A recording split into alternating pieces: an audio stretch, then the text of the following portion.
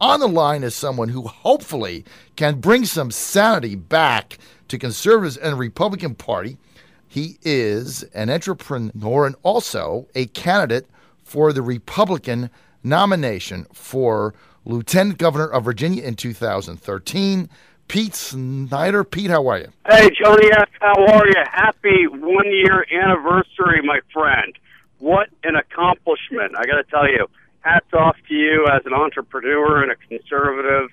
John Frederick's show has been blasting through the Commonwealth for an entire year, and you've really helped change the discord. You've helped make sure that our guys aren't buckling, and you've added a lot of conservative resolve to Virginia, and I'm just grateful for everything that you and I know Steve's been there for what, like a cup of coffee or so, but he's riding the 1 year, pretty much. 1 year coattails as well. But congratulations to both of you and your families.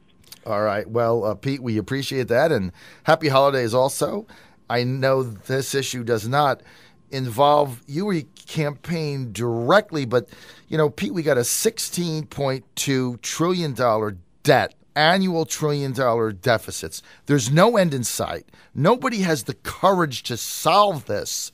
It's very frustrating for many independent, conservative-minded people out there that cannot figure out how we're going to get people in government that have the courage to make tough decisions.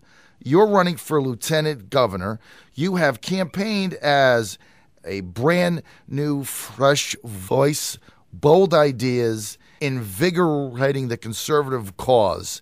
Tell us what a Pete Snyder as lieutenant governor in Virginia would do in order to advance the conservative agenda on getting the fiscal house in order. Well, John, I absolutely will. I do want to first comment on just some larger issues out there, but it is incredibly disappointing as a conservative and also as someone who's spent his entire life in the private sector to see just runaway spending continue in Washington. I can't even fathom what our children and grandchildren will have to pay because we have a liberal president in office who just wants to continue to spend. And we really haven't had the resolve as a party to say no. We tried to litigate that in this past election. The president won, but we still have to keep on fighting. We can't be bending on letting the size of government get out of whack and spending continue. And what I would do as lieutenant governor, I'd be pushing for more cuts in government. Bob McDonnell's done a very good job of trying to rein in the size of Richmond, which seems to ever expand. We need to do more. We can't have a larger government that keeps on spending, that keeps on adding new services out there. That's not what our founding fathers had in mind. That's not what's going to get our economy humming and our economy moving. And we have to focus on big ideas and conservative principles. And that's why I want to take on one of the largest pillars of the left, which is I want to take on the education bureaucracy. You know, we have a system that has absolutely no free market principles in it. In Virginia, you barely have any kind of school choice. We get some of the lowest marks in the country on school choice. I want our teachers to be paid more, the ones who are innovating in the classroom. And you look down south, you look at New Orleans, and there's an education revolution happening down there. Why is that? Because Hurricane Katrina blew away, literally, many of the schools, and government couldn't get up and running quickly enough, so they had to turn to the private sector. I want to do the same thing in Virginia. I want to make sure that we're actually cutting wasteful spending out of education bureaucracy and put it into the paychecks in the pockets of our best and most innovative teachers. And that will make Virginia and the Commonwealth a haven for the best education minds in the country, which will help our kids. That's what I want to do, John. I want to go straight at the left, take them down, and make our education system so much better. Pete, if you were to go forward with that type of what I would call a pretty bold reform education agenda, you know that you are going to come under tremendous criticism from a variety of bureaucratic education groups. Johnny, bring it on. I will take a battle with the bureaucracy any day of the week. And that's really what unfortunately in the past, when people have come at this issue, they've come at it in a way that is perceived as anti-teacher. I'm absolutely pro-teacher. Well, one of the main reasons why I became an entrepreneur is I had some of the best teachers in high school that encouraged me. I was actually thrown away at one point in one of my schools. I have a learning disability, and the principal told my mom that the best thing she could do for me is throw me off in the woods with a pack of matches for the summer because I was useless. Literally, that was on my report card. And fortunately, my mom yanked me out of that school, put me in another one, and I found great teachers who actually believed in me. Ended up getting straight A's throughout high school since, and really made me what I am today. We have to be aggressively pro-teacher, and the best way that you can do that is putting free market principles in the classroom, in our education system, making sure that we're rewarding our best and brightest, in their paychecks and in their pocketbooks, and in their careers and having advancement. We got to get rid of things that like last in, first out, where you have a great 25-year-old teacher who's blazing through the classroom and inspiring kids, and there's a cutback and they keep the guy who's been sitting there on a duff for 40 years who hasn't done anything. Pete, you're a very forward-thinking kind of guy, and I would wonder what kind of timeline do you have to break what is both culturally and systemically ingrained in a number of educators' heads? That's a long road to tackle. I applaud you for it, but do you have a timeline in terms of a plan like that? Absolutely. We'd get going right away. A handful of these things like teacher tenure, eliminating that, and eliminating ridiculous rules like last in, first out, you can get rid of in year one. Like promoting school choice, we need to have in Virginia a constitutional amendment. That'll take a handful of years, anywhere from 2 to 4. It took 4 to 6 for the property rights amendment that just passed this past year, and I was very happy that passed. But we need to be forward-leaning without a doubt, and we can't be daunted by the clock. But others, we're planning for the long haul.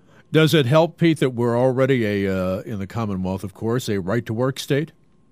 It does, but it's interesting you bring that up, Steve, because even though we had right-to-work pass, which I was so happy about in the state of Michigan, of all places, our right-to-work laws are going to be challenged in Virginia. And why is that? It's because if we have Governor Terry McAuliffe, the only man on earth who has he's raised more money from labor unions than anyone else in the history of the planet. Don't think for a second that after the labor unions invest tens of millions in Terry McAuliffe's gubernatorial campaign, if he happens to, which I don't think he will be successful, but if he happens to be successful, trust me, Terry McAuliffe is going to be challenging our right to work law. Well, it's going to be hard to have a Governor Terry McAuliffe when the gentleman won't even accept an invitation during the appropriate time for one-on-one forums to even appear on the John Frederick Show. So I don't see him having a chance across the Commonwealth if he's not willing to stand up to the tough questioning that John would give him. By the way, folks, we're talking to Pete Snyder, the business entrepreneur who is a candidate for lieutenant governor, one of the Magnificent Seven, John. In the spirit of being magnificent, in the wake of the Connecticut elementary school tragedy, now we're getting new calls for limiting access to firearms, an assault on the Second Amendment. You get the typical calls coming out from the left-wing media blaming this whole tragedy on the fact that people have access to weapons. Virginia has remained to be one of the states that has not caved into that. As lieutenant governor, how would you address this situation? Sure, John. Yeah, first and foremost, I've never in my life around the holidays heard the sound of bells and actually wanted to cry versus celebrate. And that's what Newtown did to me and to so many of us. And it's an absolute tragedy. And we need time as a nation. I think we're still pausing. We still have a lot of prayers that need to be said and lessons learned from it. But when the president and the left encourages a national conversation on safety, I welcome that. I welcome that. I think our side has been far too silent right now. And John, I think you know me fairly well. I'm a conservative, but I'm also a constitutionalist. Right. So when the left tries to trash the Second Amendment, to hide behind the First, you know what? I'm okay with that. So I'm going to fight to defend the Second Amendment, and I'm going to fight to defend the First as well. Because you know what? When our backs are up against the wall and tragedy strikes and bad things happen, we don't get to pick and choose which civil liberties we happen to like at the time or happen to be a little more socially acceptable than the other ones. You know what? They're all worth fighting for. The Bill of Rights were written by Virginians, and you know what? In 2013, Virginians need to stand up and defend all of them. So I welcome a conversation and a debate on safety. I think we need to do more to reform our mental health system. I mean, clearly, we're not doing as good a job as we can to help treat our friends and neighbors and loved ones who are really plagued by mental illness. We also need to be able to balance privacy, but also the safety of our citizenship when it comes to mental illness. That's clear in the wake of this tragedy. Safety in our schools. I do not believe that we need tens of thousands of new federal agents involved, but we can find a local solution that really provides safety mechanisms. And actually in Fairfax County, there are a lot of officers already in schools, but we can find a local solution for that. And then we need to stand up and defend our constitutional liberties, period.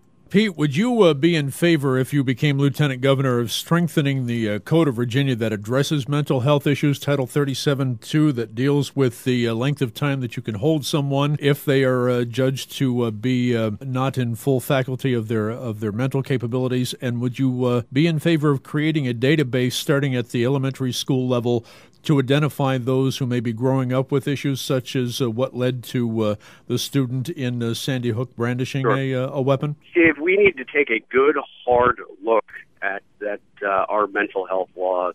We need reform in there.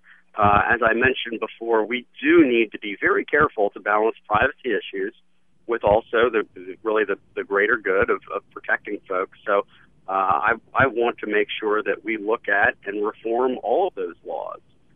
Whether a database or not is the answer. I don't have that answer right now, Steve, but I do know that our system needs an overhaul. We need real reforms in there. I do believe that we need to have some public-private partnerships as well. I've just talked about cutting the size of government, and I think we do, but I think we can add public-private dollars to our mental health systems to make sure that we have some of the best in the country in Virginia to take care of our friends and neighbors and loved ones, but also to protect the rest of the Commonwealth.